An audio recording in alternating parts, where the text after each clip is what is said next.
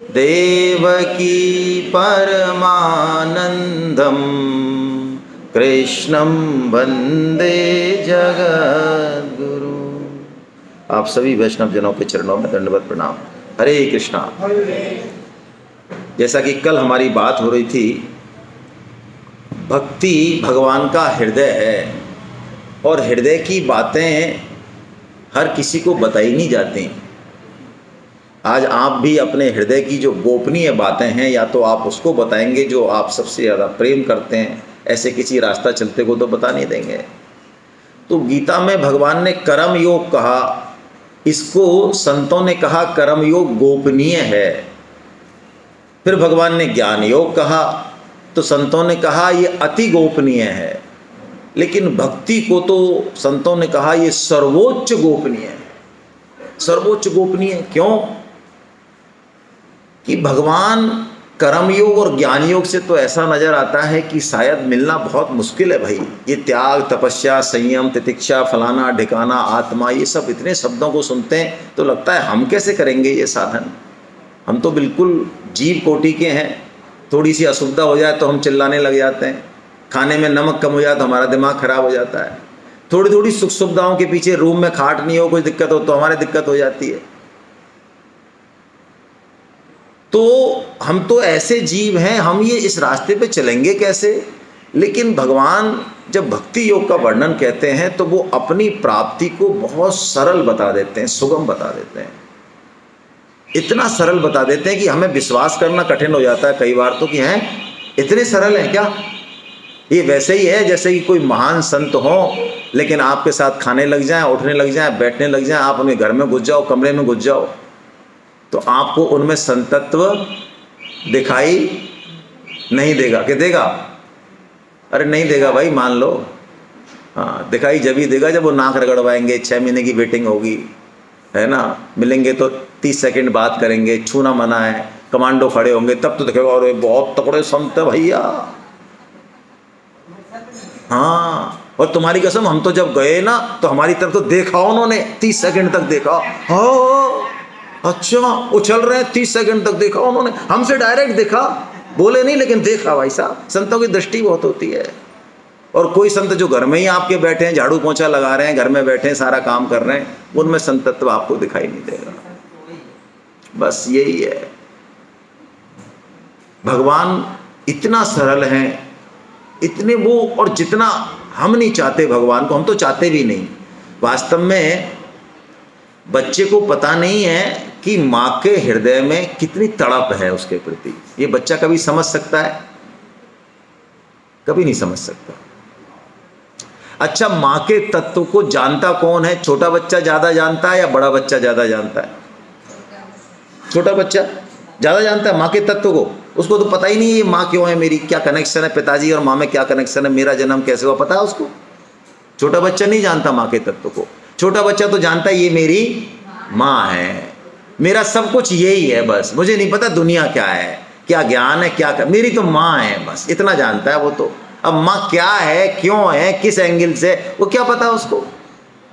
लेकिन बड़े बेटे को तो पता है कि ये माँ है, इसकी शादी हुई, फिर पिताजी हैं, ऐसे मेरा जन्म हुआ, इसलिए मेरी माँ है। लेकिन माँ का प्यार किस पे ज्यादा रहता है भाई? छोटे पे। अब आप यहीं से भक्ति योग का रहस्य पकड़ो। हम लोग जैसे भी हैं ना, हम लोग खाने पीने में और घूमने में ही लगे हुए हैं, हमें पता है। लेकिन फिर भी भगवान की हमारे ऊपर कृपा विशेष है, बहुत विशेष है। उन संतों से ज्यादा कृपा है, उन ज्ञानियों से, उन गीता के प्रेमियों से, उनसे ज्यादा कृपा हमारे ऊपर है। हम उनके तत्व को नहीं जानते, हमें नहीं पता वो क्या कर रहे हैं हमारे साथ। हम जो उचक रहे हैं, कूद रहे हैं अहंकार के मारे, हमें नहीं पता वो सारा सिस्टम उन्हीं का है। लेकिन फिर भी कृपा हमारे ऊपर ज्यादा है, क्योंकि हम उनके छोटे बच्चे।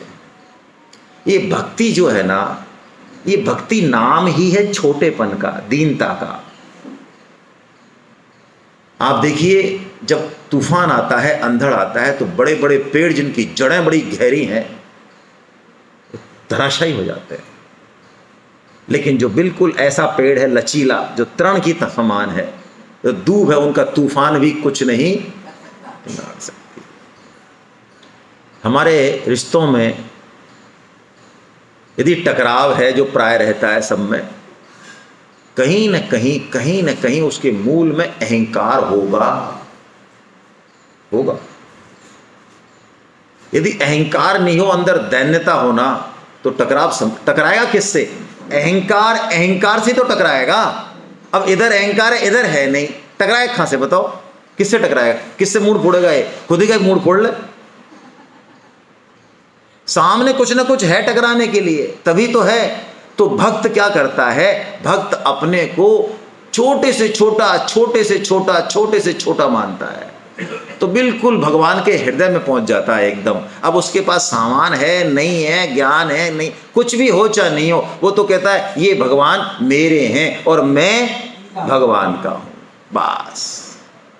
इसलिए भक्ति को भगवान ने बहुत सरल बताया। और क्यों? इसका बेसिक कारण स्वामी जी जो बताते हैं कि भाई देखो, मूल बात यह है कि हमको अपनी माँ की गोदी में जाने के लिए क्या कोई एमए या पीएचडी करनी पड़ेगी क्या भाई?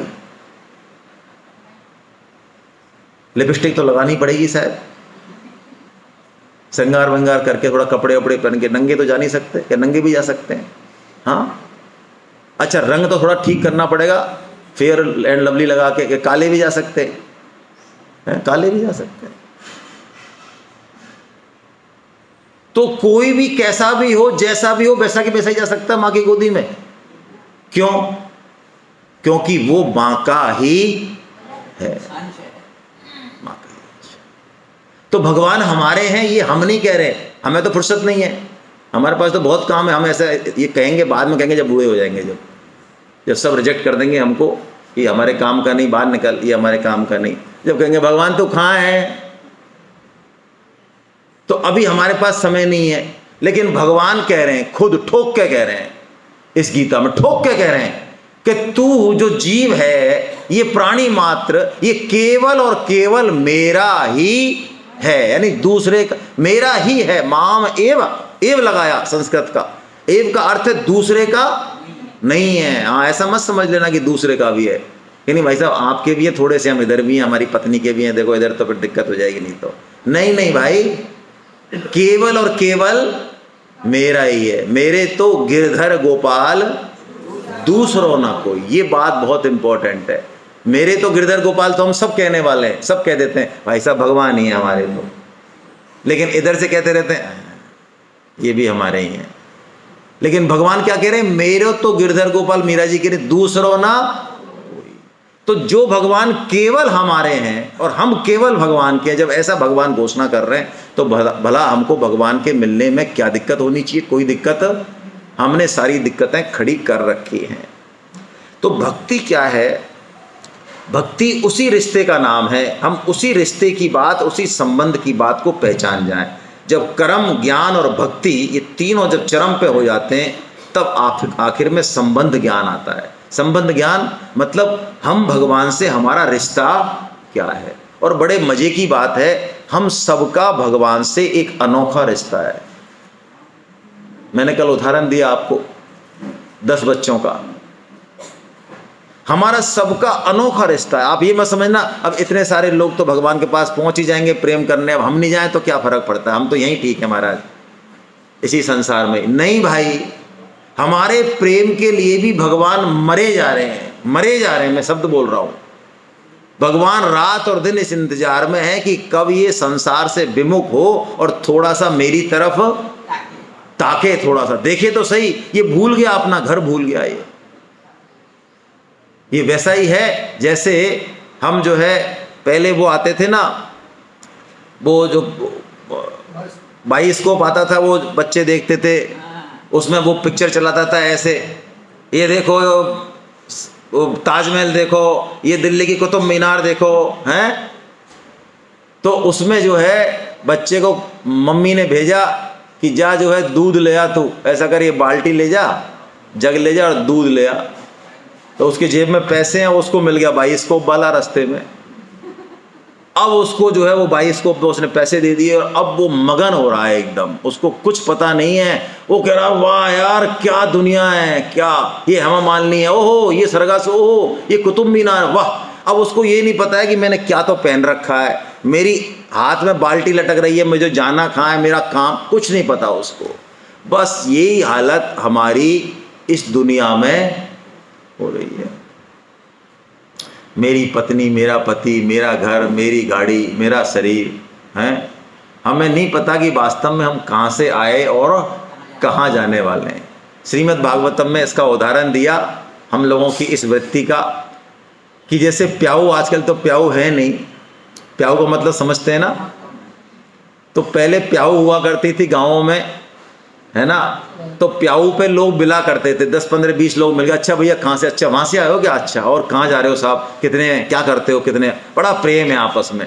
अब बात करी 5-7 मिनट सुस्ता है बस, और वो इधर और हम बस ऐसे, ये वो 5-7 मिनट, बस वो 50 60 70 साल हो गए ऐसा मान लो, इसलिए हमारा दिमाग खराब है।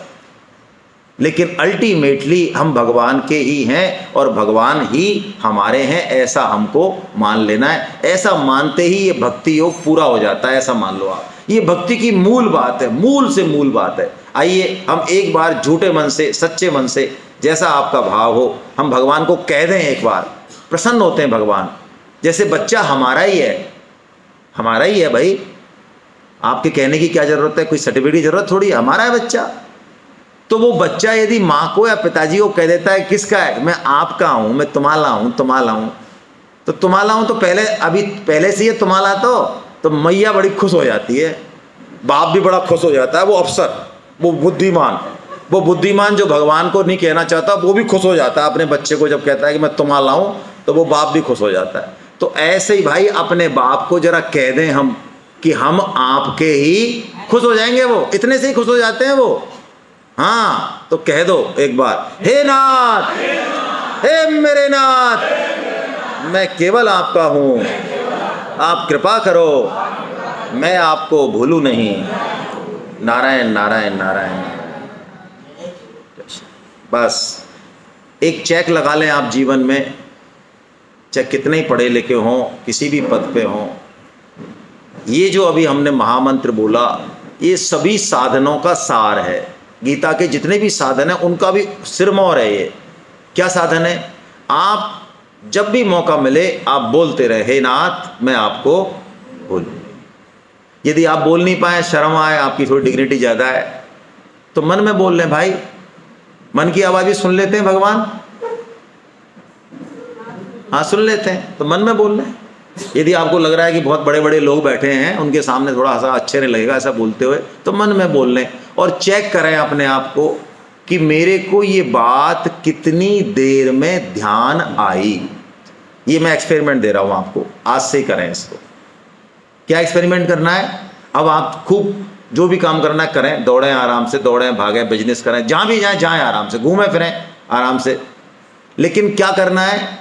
ये चेक करना है कि यार ओ हे नाथ मैं आपका हूँ, 8 बजे कहा था, और तेरी 11 बज गए क्या, कोई बात नहीं, अब अगली बार कब ध्यान आया? 5 बजे, 5 बजे ध्यान आया, अच्छा ठीक है। बस चेक करना है, ना तो पीठ थपथपानी है ना अपने को जो है गिलानी करनी, बस चेक करना है। चेक करते रहो, मेरे को कब याद आती है भगवान की, दैट्स ऑल। बस देखना आप 3 महीने में क्या चमत्कार होता है इसी से, मात्र इसी से।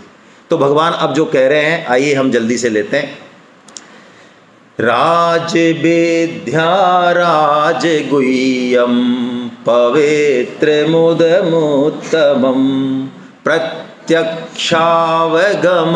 धर्मं सुसुखम कर्तुम अव्ययम्। देखिए हम जो ये अध्ययन कर रहे हैं, ये कोई छोटी मोटी चीज़ नहीं है भाई। मुझे तो अफसोस होता है, हालांकि अफसोस नहीं करना चाहिए, ये मेरी थोड़ी गलती है। मुझे अफसोस होता है कि भगवान ने सद्बुद्धि दी और हम कमिटमेंट करके आ गए, उसके बाद भी हम जो है 2-4-5 घंटे भी नहीं दे सकते, बहुत इंपॉर्टेंट कामों के लिए निकल जाते हैं, अपनी प्लानिंग कर रहे हैं। कई लोग तो कलकत्ता कैसे पहुँचे, यहाँ टाइम से पहुँच जाए तो ठीक है, तो वहाँ पे ऐसा क्या राष्ट्रपति पुरस्कार लेना है भाई कलकत्ता में, और अब पहुँच गए और नहीं भी पहुँचे तो कौन सा, कोई कलकत्ता में क्या हो जाने वाला है। और आप तो 45-50 साल से वहाँ विराज ही रहे हो कलकत्ता में। लेकिन हमारी मेंटलिटी है, अरे ये राज विद्या है, भगवान के वचन हैं। राज विद्या का मतलब समझते हैं आप? इसके अलावा जो भी विद्या आपने ली, वो जीरो हो जाएगी यदि ये विद्या नहीं ली तो। ये विद्याओं की राजा है भाई।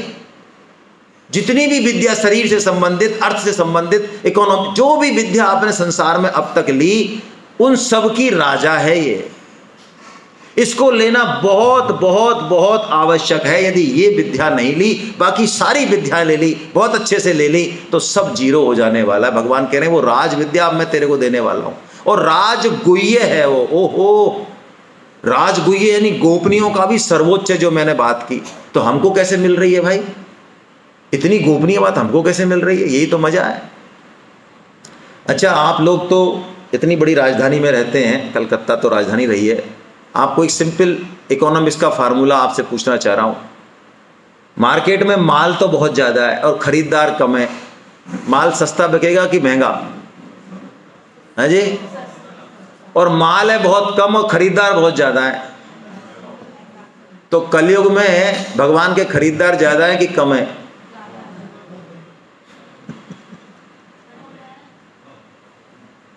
भगवान के बिना जब हमारा काम चल ही रहा है तो हम क्यों जाएंगे खरीदने? हमारे पास टाइम कहाँ है? तो भगवान सस्ते होंगे कि महंगे होंगे भाई? बहुत सस्ते हैं भगवान कलयुग में, बहुत सस्ते हैं। बहुत कम खरीदार हैं, बहुत कम, इसलिए सस्ते भगवान। इसलिए जो गीता अर्जुन को दोबारा सुनने को नहीं मिली, वो हम चाहें तो 10 बार सुन सकते हैं। क्या मजा है? कम फैसिलिटी है ये, लेकिन ध्यान नहीं जाता हमारा, क्योंकि मिलती है ना, इसलिए जाता नहीं। अर्जुन को नहीं मिली थी, पढ़ लेना आप महाभारत। बहुत अनुनय विनय की अर्जुन ने, भगवान ने नहीं सुनाई उसको। और अर्जुन के पास टैप रिकॉर्डर होगा नहीं तो बेचारा टैप ही कर लेता। हाँ, था नहीं उस समय, है ना। तो राजगुह्य है, पवित्र है, पवित्र करने वाली, उत्तमम है, सबसे उत्तम है, प्रत्यक्षावगमम है। क्या बात है? ये ऐसी नहीं है कि आज आप गीता पढ़ना चालू करो और कोई 2-4 साल बाद जो है रिजल्ट आएगा। भगवान कह रहे हैं जैसे ही भगवान के शरणागत होए, गीता की शरणागत होए, आपकी लाइफ बदलना चालू हो जाएगी। और आप मानो चाहे नहीं मानो, हमारे पास हजारों एग्जाम्पल है, और आप करके तो देखिए, आपको महसूस नहीं होगा। लोग कहेंगे, और लोग कहे तब भी मत मानना। आपकी पत्नी कहते जब तो मानना कि बदले बदले से सरकार नजर आते हैं आजकल तो।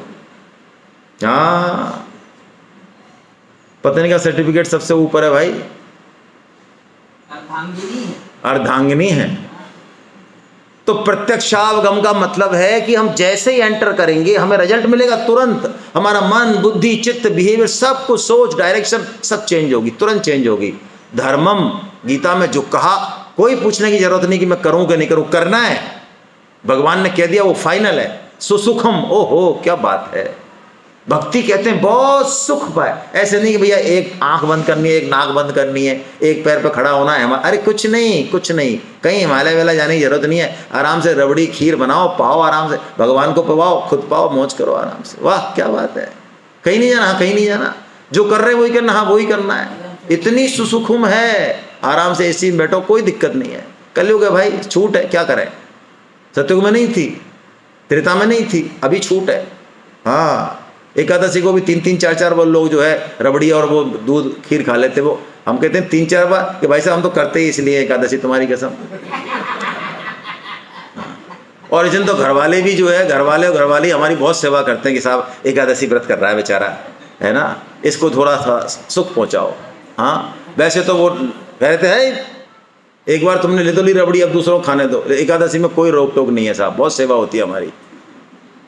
देखो आप क्या मजे हैं। सुसुखुम है, अव्ययम है। अव्ययम का मतलब क्या है? देखो मतलब किस चीज को पढ़ रहे हैं हम।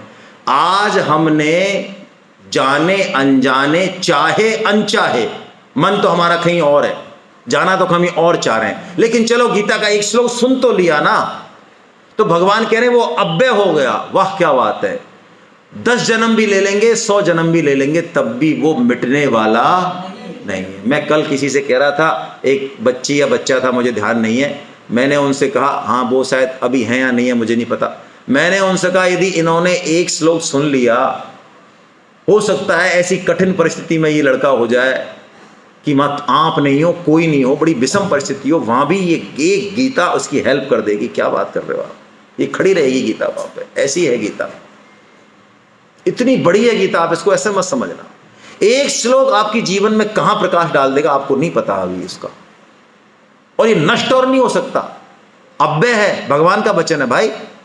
आप 100 जन्म ले लेंगे तब भी ये निकल के आ जाएगा ऊपर, ये नष्ट नहीं हो सकता। ये कोई ज्ञान कर्म और तप और साधन और जप नहीं है ये कि नष्ट हो जाएगा, नष्ट नहीं होता ये अव्यय है, ऐसा भगवान कह रहे हैं। अब ऐसे भगवान को छोड़ के और बताइए हम जो है सकाम कर्म करें, अच्छी बात है क्या? गीता के अनुसार हमको सकाम कर्म नहीं करना चाहिए। क्या मतलब? आप डॉक्टर हैं तो देखो आप फीस ले, बहुत अच्छी बात है, लेकिन आप फीस के साथ क्या करते हैं? इन्वेस्टिगेशन भी लिख देते हैं, अच्छी बात है, लेकिन आप कमीशन के चक्कर में 5 की जगह 10 लिख देते हैं, ये गलत है। लेकिन आप कहते हैं कि नहीं मैं तो सही लिखूंगा, सही देखूंगा, और फीस भी किसी के पास नहीं है तो कोई बात नहीं मैं इलाज कर दूंगा, ये भी अच्छी बात है। लेकिन ये बहुत अच्छी बात, इससे भी अच्छी बात है कि आप कैंप लगा दें गरीबों के लिए, फ्री फ्री फ्री, है ना, ये भी अच्छी बात है। लेकिन बहुत अच्छी बात, तो बहुत अच्छी बात क्या है भाई? ये तो बहुत अच्छी बात लग रही है हमको। तो बहुत अच्छी बात ये है कि जब वो मरीज आए तो उस मरीज में भगवान के दर्शन हो जाए उसे, और वो ये मान ले कि मैं जो ये इलाज कर रहा हूँ ये खुद स्वयं ठाकुर जी मेरा इलाज कराने आए हैं अपना, और मुझे मौका दे रहे हैं। अब वो फीस ले कोई बात नहीं और नहीं ले कोई बात नहीं, फीस की कोई बात नहीं है, लेकिन उसने जो अपना कर्म किया वो कर्म योग कर लिया, वो भक्ति तक पहुंच गया वो। यदि इसी भाव से हम अपने घर में रहें कि ये जो हमारा संबंध है पति का पत्नी का, ये ऐसे ही नहीं कि लॉटरी सिस्टम नहीं है। ये आपको लग रहा होगा कि आपने सेलेक्ट किया है, ऐसा मानते हो तो भाई अब मैं क्या कहूँ, आप बेवकूफ़ हो। यदि आपको किसी को ऐसा लगता है कि मैंने अपनी पत्नी को सेलेक्ट किया है, या पत्नी सोचे मैंने पति को सेलेक्ट किया है, तो आप बेवकूफ़ हो। मैं कह रहा हूँ बहुत स्पष्ट रूप से, ये रिश्ता एक बहुत बड़ी कैलकुलेशन के साथ प्री डिसाइडेड है। बहुत कुछ लेना और देना बाकी है, मैक्सिमम कर्जदार हैं दोनों एक दूसरे के, सबसे बड़े कर्जदार हैं, सबसे बड़े, सबसे ज़्यादा। तो आपको कर्जा चुका देना चाहिए ना, ईमानदारी की बात तो यही है। तो बस हम हर रिश्ते को ऐसे ही जिए कि भगवान ने ये हमारे ऊपर कृपा करके, अभी जैसा भी है, आड़ा है, तिरछा है, तिरछी है अच्छी है, और जैसी भी है, अब ये हमारे कल्याण के लिए है, प्रसाद रूप है। इसलिए पत्नी को हमारे यहाँ काम पत्नी नहीं कहा, ये विदेशों की चलन है, हमारे यहाँ धर्म पत्नी का। हमारे यहाँ तलाक शब्द नहीं है, आप शास्त्रों में देख लें, वेद में पुराण में कहीं भी तलाक शब्द नहीं है। क्यों नहीं है? भैया हमारा मामला ठीक नहीं है, हम दूर होना चाहते हैं। तलाक है ही नहीं भाई, जीवन भर का नाता है। क्यों? इसी जीवन से मुक्ति की तरफ जाना है। लेकिन यदि आपने वो चुकाया नहीं ऋण तो दिक्कत हो जाएगी। इसलिए हम घर में भी कर्म योग और भक्ति योग कर सकते हैं यदि हम सबको भगवान का जन मान के सेवा करना चालू कर दें। इसके अलावा कुछ भी करने की जरूरत नहीं है, और कुछ भी करने की जरूरत नहीं है। इस घर को, इस शरीर को मंदिर मान लें और सब जनों को भगवान के चलते फिरते मंदिर मान लें, जन मान लें, हो गया काम। आप बिजनेस करें, आप अध्यापक हैं, आप जो भी करें, आपके अंदर ये भाव पैदा हो जाए बस गीता की दिशा से, आपका 24 घंटे का भजन चालू हो गया। 24 घंटे का भजन, ये गीता वो टेक्निक देती है। भगवान वही बात करें, लेकिन इसको छोड़ के और हम सकाम भाव से काम कर रहे हैं। देवताओं का पूजन किस लिए कर रहे हैं? कि हमारे घर में सुख, समृद्धि, धन, पैसा, पद प्रतिष्ठा ये आ जाए। तो भैया गीता स्वर्ग लोक जाने को वैश्या के घर जाना मानती है। मैं अपने शब्द रिपीट कर रहा हूं, आपको चुभें तो चुभें।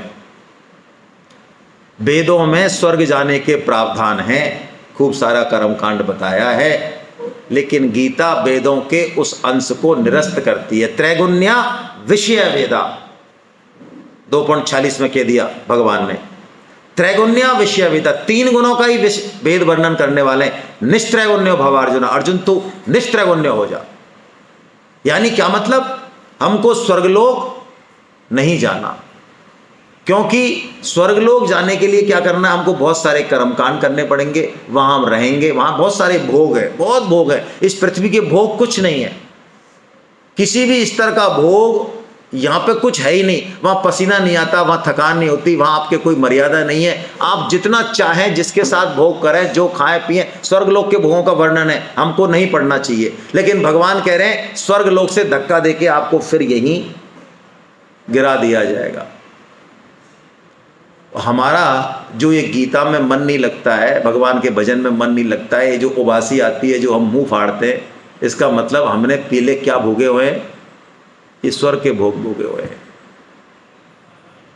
ये झटके आते हैं ना, ये तमोगुनी, इसका मतलब हमने स्वाद चखे हुए हैं उन भोगों के।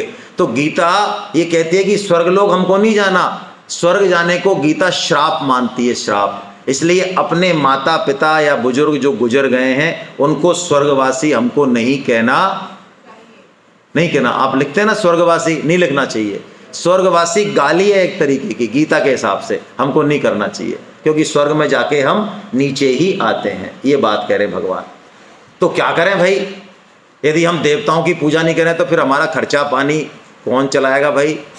कौन हमारा ध्यान रखेगा? देवता ही तो सारी चीज दे रहे हैं हमको। तो भगवान एक बहुत बड़ी बात कहते हैं, देखिए इस श्लोक में कितनी बड़ी बात कहते हैं। आइए पढ़ते हैं, बड़ा प्यारा श्लोक है। अनन्याश्चिन्तयन्तो माम ये जना पर्युपासते तेषां नित्याभियुक्तानां योगक्षेमं वहाम्यहम्। क्या कह रहे हैं भगवान?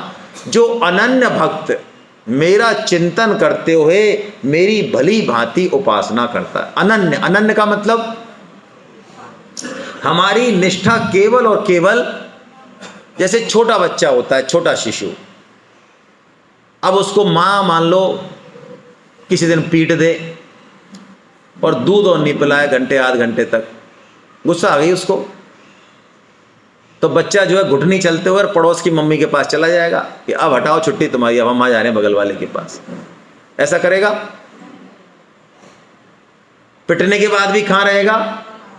मां के पास ही रहेगा। ये अनन्यता है।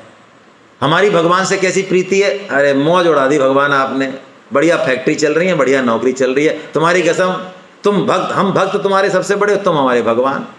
और भगवान ने कान में उड़ दिया मान लो, भाई साहब हम बहुत पूजा करते थे, लेकिन तुम्हारी कसम जब से हमारे साथ भगवान ने चोट करी है ना, तब से हमने हटा दिया भगवान को। ये अनन्यता है। जो अनन्य भक्त है भगवान का, भगवान उसके लिए घोषणा कर रहे हैं, तेषाम नित्याभियुक्तानाम योगक्षेमम वहाम्यहम्। क्या बढ़िया बात। भगवान कहते हैं मैं उनका योग और क्षेम वहन करता हूं। योग मतलब जो हमको प्राप्त नहीं है अभी, जो हमको प्राप्त करना है, भगवान कहते हैं मैं वो भी दे दूंगा। और क्षेम मतलब जो अभी है हमारे पास, जो भी है, भगवान कहते हैं उसकी मैं रक्षा करता हूं। बोलो, भगवान योग और क्षेम की दोनों की रक्षा करते हैं जो भगवान के अनन्य भक्त हैं।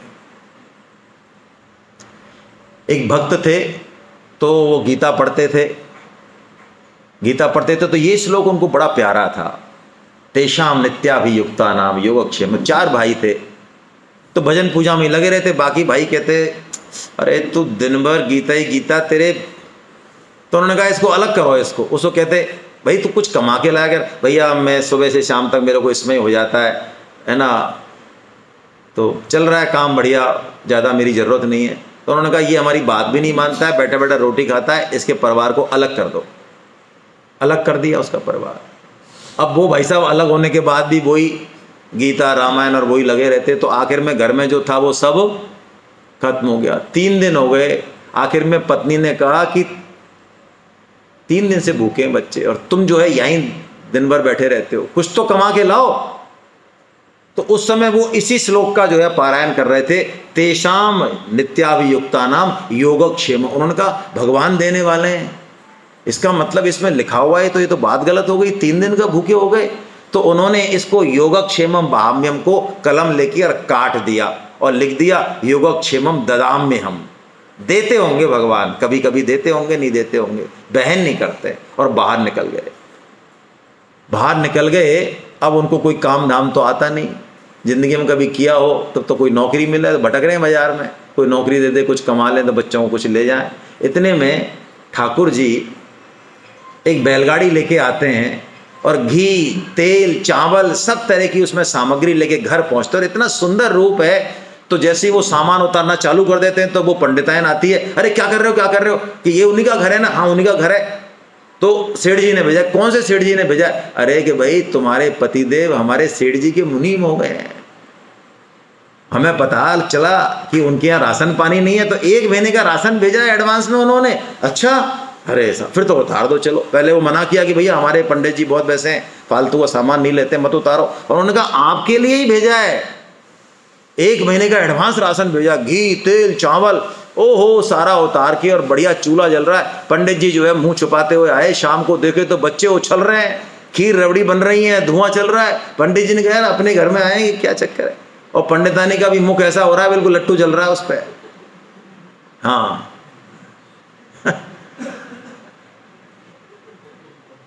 उन्होंने कहा भाई क्या हो गया, ये क्या बात है? अरे उन्होंने कहा कमाल करते हो, आपने बहुत जोरदार नौकरी करी है। अरे हमने कौन सी नौकरी करी है, हम तो सुबह से शाम तक धक्का खा के आ रहे हैं भाई। तब उसने, जो ठाकुर जी जब उतार रहे थे तो इतना सुंदर रूप था, तो वो पंडिताइन ने उसके चेहरे पे यहाँ पे एकदम से लाल निशान देखा, खून आ रहा था इस पर से, यहाँ से आंखों के नीचे से खून आ रहा था, एक निशान बना हुआ था। तो जैसे ही वो जाने लगे ठाकुर जी, तो पंडिताइन ने पूछा अरे ये तुम्हारे निशान ये किसका है, किसने तुम्हारे चोट पहुंचा दी? उन्होंने कहा नहीं नहीं कुछ नहीं, आज एक भक्त ने मेरे चपेट लगा दी, स्याही की चपेट लगा दी कलम से। ऐसे कह के वो चले गए। तो जब पंडिताइन ने वर्णन किया कि कितने सुंदर इतने, तो जैसे ही वो भक्त समझ गए कि ओहो ये स्वयं ठाकुर जी ने आज कृपा की है। अपनी पत्नी का उच्छिष्ट खाया, उसको प्रणाम किया कि तुम कितनी बड़ी भक्तानी हो, मैं इतने दिन से भक्त हूँ लेकिन मुझे ठाकुर जी के दर्शन नहीं मिले और तुम्हें मिल गए। पूछने लगे कैसे हैं ठाकुर जी, कैसे थे? और उनका बहुत सुंदर थे, मेरा तो मन ही नहीं उनसे हटा बात करने से। और लेकिन वो जब जा रहे थे तो मैंने उनसे पूछा, उनके यहाँ पे एक ऐसे लाल पट्टी थी, तो मैंने पूछा तो उन्होंने कहा कि आज मेरे भक्त ने सुबह स्याही से चपेट लगा दी मेरे। धाड़ मार के रोने लगे भक्त, ओहो क्या कैसा भक्त हूँ मैं, मेरे ठाकुर जी की चपेट लगा दी। इसका मतलब गीता के वचन सत्य हैं भाई। यदि भगवान ने कह दिया कि योगक्षेमम वहाम्यम, तो भगवान वहन करते हैं, इसमें हमें डाउट नहीं करना चाहिए। ये भगवान, ये भक्ति की बड़ी विशेषता है।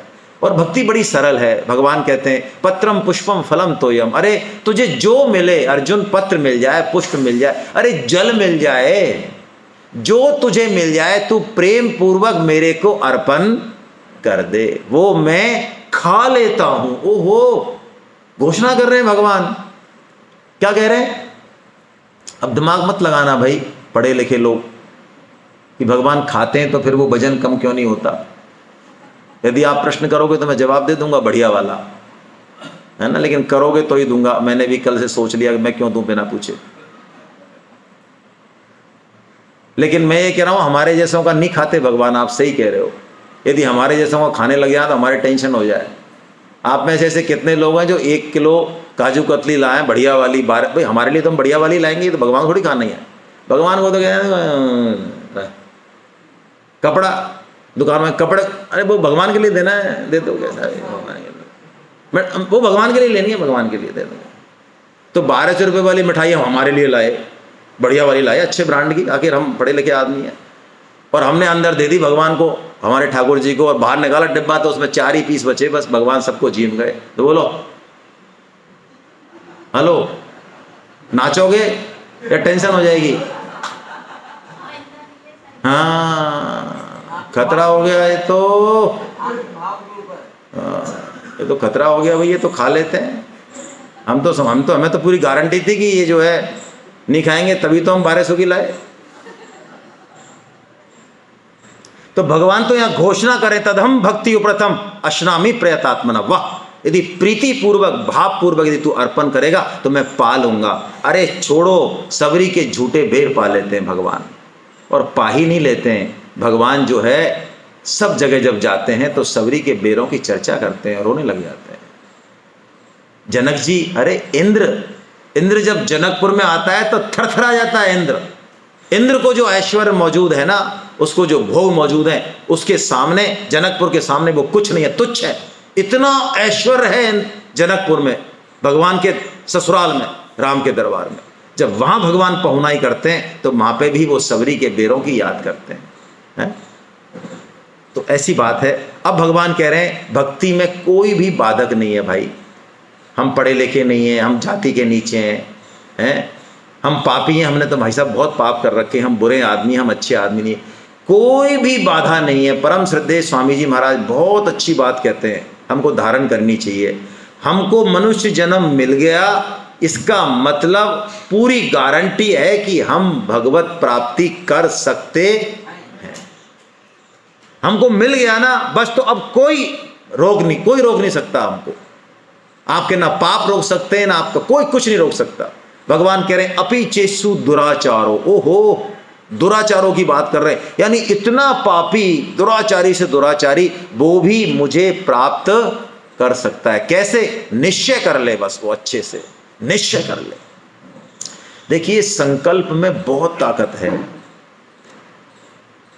आप किसी साधन से नहीं जाएंगे ऊपर भगवान के पास, ना साधन में दम नहीं है, किसी भी साधन में दम नहीं है कि वो भगवत प्राप्ति करा दे। हाँ, आपके संकल्प में अवश्य ताकत है। यदि भगवान की कोई बात सुन के आपके हृदय में ये बात जम जाए कि नहीं, भगवान का ही काम करना है यार, संसार का काम तो करना ही है, लेकिन इसके साथ भगवान का काम करना है। जितने भी लोग हैं 20, 25, 50 सबको गीता से जोड़ना है। हमारा मान हो अपमान हो, यदि ऐसी धारणा आपने कर ली, काम हो गया आपका। क्योंकि आप अब किसका काम करने की सोच रहे हो? भगवान की। आपका काम कौन करेंगे? भगवान करेंगे। आप ही करोगे, लेकिन सपोर्ट उनका रहेगा। दुराचारी से दुराचारी भी भगवान की प्राप्ति कर सकता है। इसलिए गीता प्रचार यदि आप करें, जो कि करना ही चाहिए आपको, क्योंकि हम लोग गीता नहीं पढ़ाते, हम लोग गीता का प्रचार करते हैं। गीता पढ़ाने के लिए तो कोई संत, कोई भक्त होना चाहिए। हम गृहस्थ आदमी हैं, हमें गीता कुछ भी समझ नहीं आती। गीता का एक श्लोक हम नहीं पढ़ा सकते, सच्ची बात तो यही है।